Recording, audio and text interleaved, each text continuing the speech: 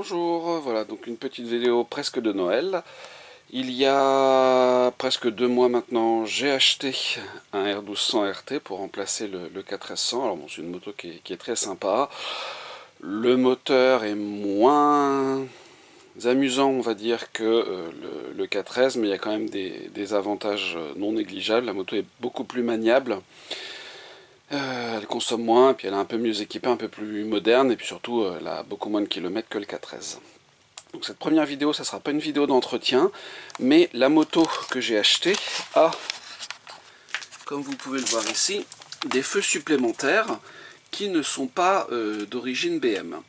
Alors c'est pas un problème, ils éclairent très bien, mais la moto est aussi équipée du démarrage sans clé, et lorsque j'allume ces feux supplémentaires, il doit y avoir quelque chose qui ne va pas bien dans le circuit électrique, et ça met en défaut le démarrage sans clé. Alors ça ne coupe pas la moto, mais ça allume des petites lumières au tableau de bord et je trouve pas ça très sympathique. Donc je vais remplacer ces feux par des feux d'origine BM. Voilà, donc on va faire ça. A priori c'est pas très compliqué à faire, sauf que je ne sais pas du tout comment ont été montés ces feux qui ne sont pas les bons. Et j'ai l'impression que le circuit électrique a été un petit peu bidouillé, donc on va voir ça. Alors, on aura besoin de tout ça. En fait, bon, si vous voulez installer les feux depuis zéro, il faudra aussi avoir les supports de feu. Mais moi, j'ai les supports BM qui sont montés, donc je ne les ai pas rachetés. Je ne vais pas les démonter pour les remonter. Mais donc, vous aurez besoin de 2 feux. Donc, vous voyez ici les références des feux. Il en faut 2 évidemment, un pour chaque côté. Voilà, donc ils sont emballés, on les débarrasse tout à l'heure.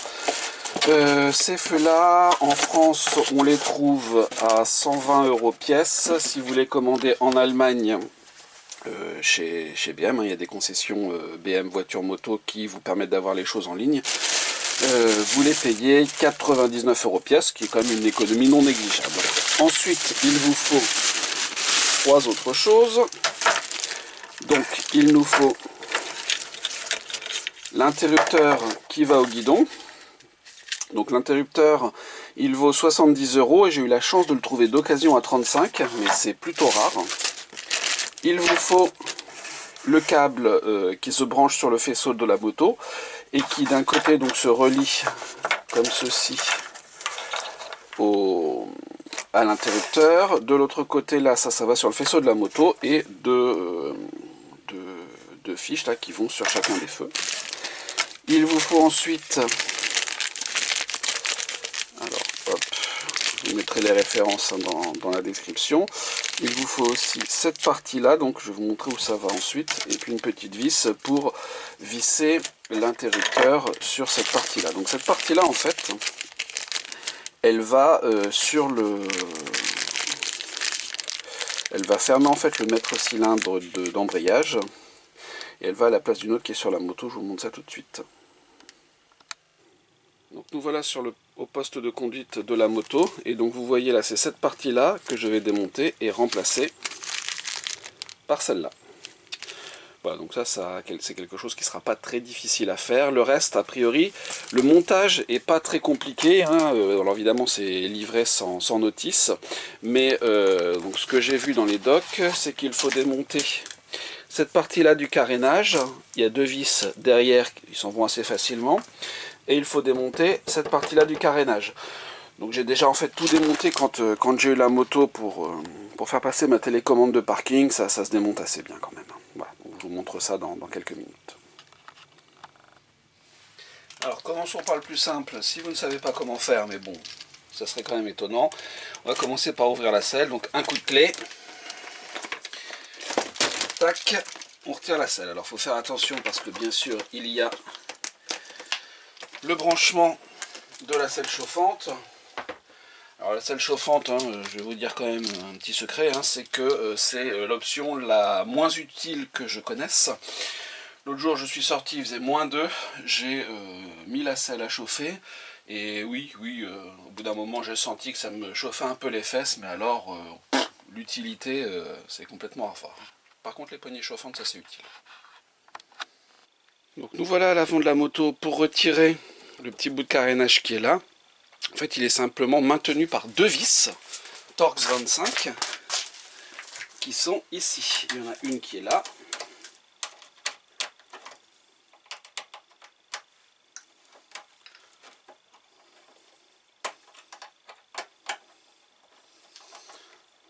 Voilà. Alors vous remarquez que vous avez des vis en base et l'autre qui est juste au-dessus.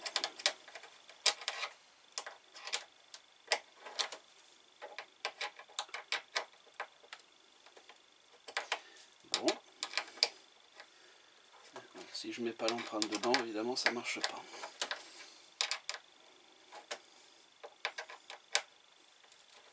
C'est ça de faire ça un lendemain de fête. Pas forcément les idées bien en place.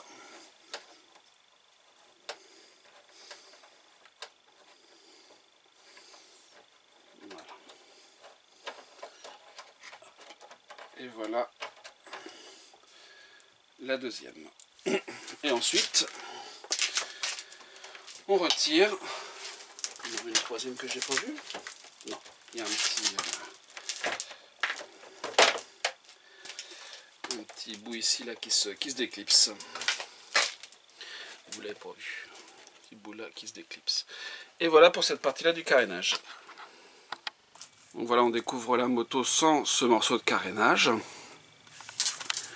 Donc là derrière vous voyez en fait le montage que j'ai fait pour ma télécommande de portail. Montage sur lequel je suis en train de travailler pour simplifier les choses, mais bon je vous en dirai plus beaucoup plus tard. Parce qu'il y a quand même pas mal de boulot. Ensuite on va retirer cette partie là du carénage et puis cette partie là. Donc, trois petits morceaux qui s'en vont sans trop de difficulté, je les ai déjà retirés. Donc je vais commencer par celui-là là, qui, vous le voyez, entoure le cylindre. Et puis après en dernier on retirera cette partie là. Donc pour retirer cette partie là du carénage, vous avez une vis ici, une vis cachée là, et puis une vis en bas.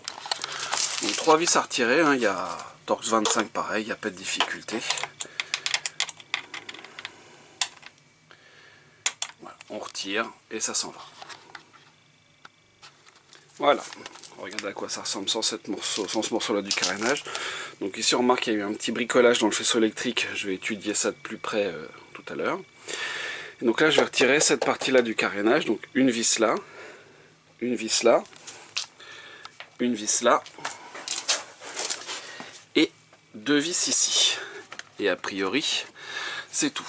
Alors remarquez ici que vous voyez l'endroit du faisceau dans lequel on va venir brancher le faisceau rapporté que je vous ai montré tout à l'heure.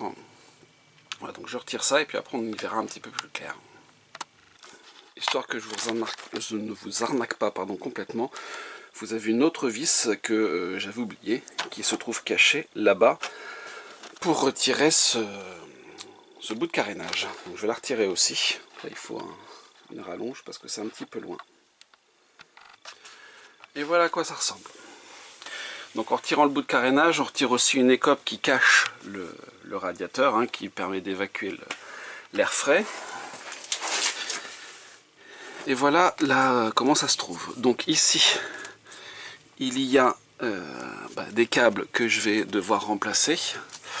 On va chercher le cheminement et donc on va repartir d'ici et on va aller rattraper ici le cadre, descendre jusqu'à une lampe et voir comment ça se passe. Voilà, donc c'est pas très compliqué. Pour bien vous montrer comment ça se passe à l'intérieur. Ici, donc si vous avez la radio, vous avez la planche avec les 4 boutons. Et ici, vous avez, si vous avez le verrouillage central, le moteur du verrouillage central pour le vide-poche de gauche. Voilà. Et puis là derrière, vous avez mon petit montage pour la télécommande. Donc nous voici au poste de pilotage de la moto. On va retirer ça, c'est une partie qui est relativement simple. Donc voilà la référence, comme ça je pense que vous voyez bien, la référence de la bride de remplacement que l'on va mettre à la place. Pour ceux qui se posent la question de savoir à quel couple est-ce que ça se sert, c'est facile, hein, c'est marqué dessus 8 Nm, donc un couple assez faible. Et là c'est du Torx 230.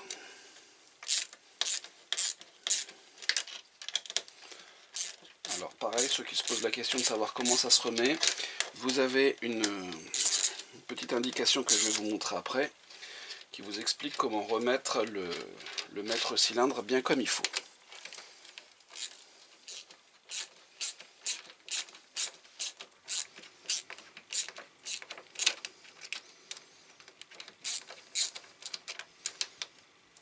Bon, encore un petit coup. Voilà. Et voilà. Je vais retirer ça. Je vais mettre le nouveau à la place. Alors, forcément, c'est dans ces moments-là, voilà. On serait content d'avoir un petit cutter. Voilà donc le nouveau que je vais mettre à la place. Et en fait, pour bien le remettre, hein, juste la limite entre les deux parties doit se situer exactement au niveau du coup de pointeau qui est ici. On va remettre ça. Voilà, juste au niveau du coup de pointeau. Tac. Alors, on va remettre correctement. Ça doit dépasser un petit peu au-dessus, c'est normal. Et je vais visser. J'aurais dû mettre ça en mode tournevis.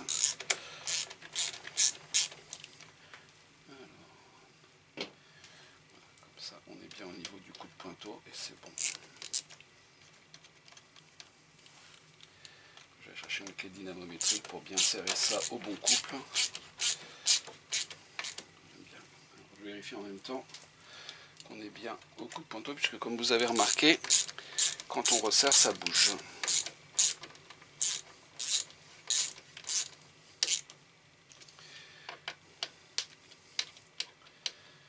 Je vais aller chercher une clé dynamométrique pour bien serrer ça. Bon, je pense qu'on peut le faire sans, mais moi j'aime bien que ce soit fait avec.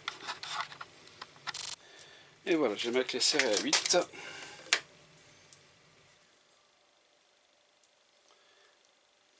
C'est quand même bien serré en fait, 8. Hein. Oula.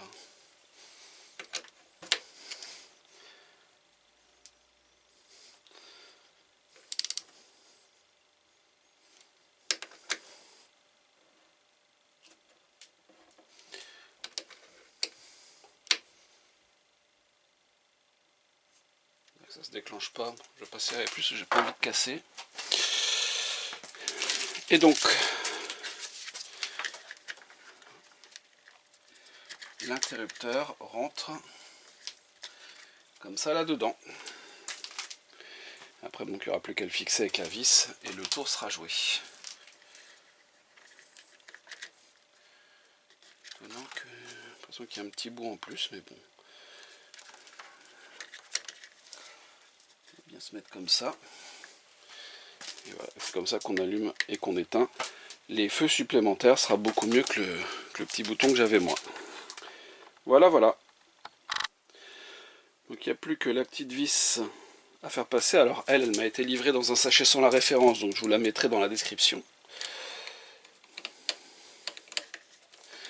Et bien sûr, comme toujours chez BM, tout se fixe très très bien.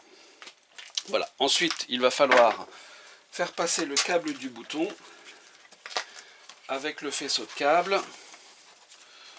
Voilà, donc il y a des trucs qui s'ouvrent et aller jusque sur le côté de la moto pour brancher au reste du faisceau.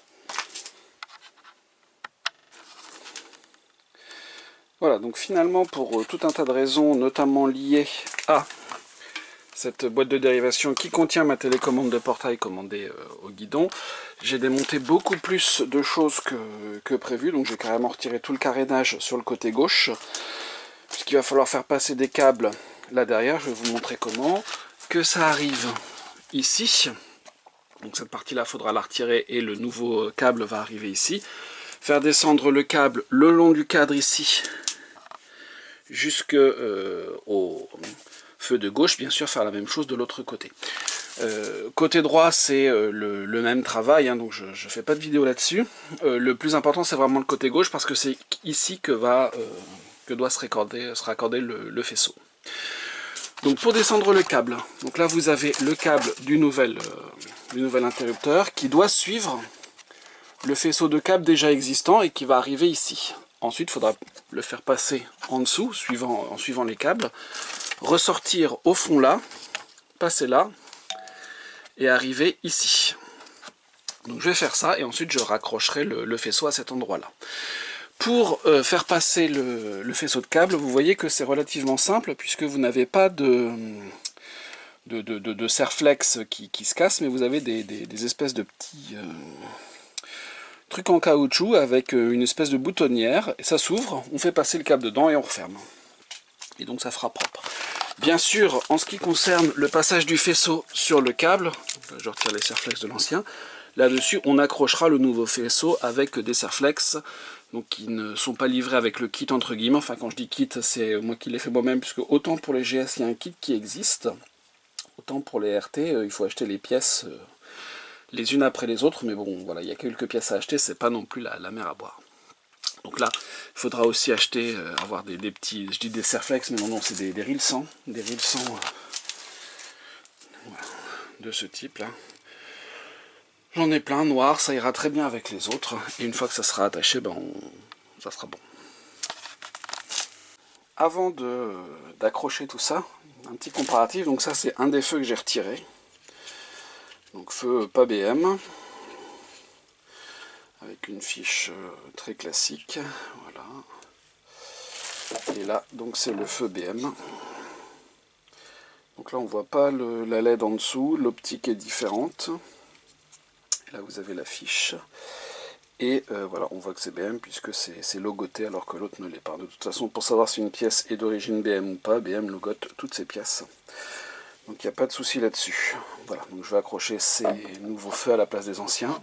On peut remarquer, si on compare les deux, que les nouveaux ont une optique légèrement plus grande que les anciens. Voilà, ça y est, j'ai réussi à faire passer le câble. Donc on ouvre ici la petite boutonnière et puis on la remet. Une deuxième là.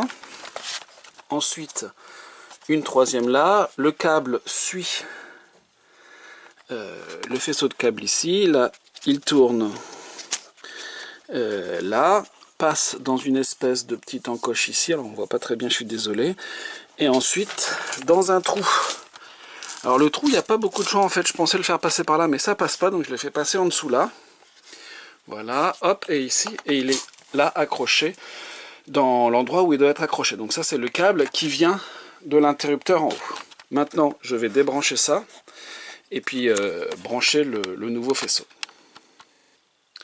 Voilà, donc pour démonter ça, donc ça se remonte comme ça, mais attention, vous voyez qu'ici, il y a un petit crochet, donc il faut décaler le crochet, soulever, et ensuite vous avez cette partie-là, donc qui n'est pas à conserver. Donc pour le retirer, hop, voilà. Et ensuite, on va mettre le nouveau faisceau. Alors, attention, le nouveau faisceau. Je dis attention. Donc, vous avez un grand câble et un petit câble pour aller au feu. Bien sûr, le petit côté va aller au feu de gauche, le grand côté va aller au feu de droit. Donc, il va falloir que je regarde par où on peut faire passer ça, parce que la notice BM n'est pas très explicite à ce sujet-là. Finalement, le câble se passe très bien. On monte un petit peu. Donc, je suis parti de là. Je suis passé dans le même trou que tout à l'heure, et hop, tout de suite ça arrive là derrière, et il n'y a plus qu'à l'attraper, et il descend là. Donc maintenant je vais brancher et fixer un des feux, et une fois que ça sera fait, et à ce moment-là, et pas avant, je fixerai le câble sur le cadre. Donc il y a un détrompeur pour, je ne sais pas si vous voyez bien la prise, là, voilà, elle n'est pas tout à fait de forme symétrique. Il y a un détrompeur pour la faire rentrer dans le feu. Voilà, c'est bon. Donc là, je vais monter ça. Donc je reprends les mêmes vis. Je réglerai la hauteur tout à l'heure. Je vais juste fermer ici, mais pas fixer complètement, pour pas que ça tombe. Je fixerai tout à l'heure. Et puis, on va accrocher ça le long du cadre et le long du faisceau avec des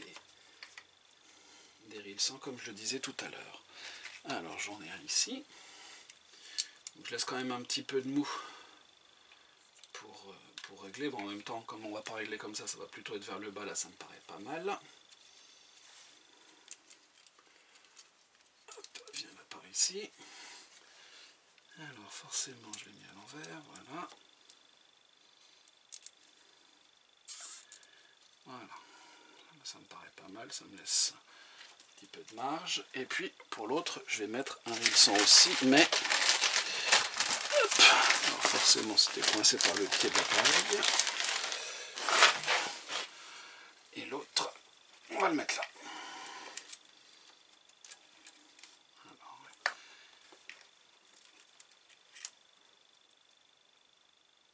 Alors, lui aussi, il est pas dans le bon sens, voilà.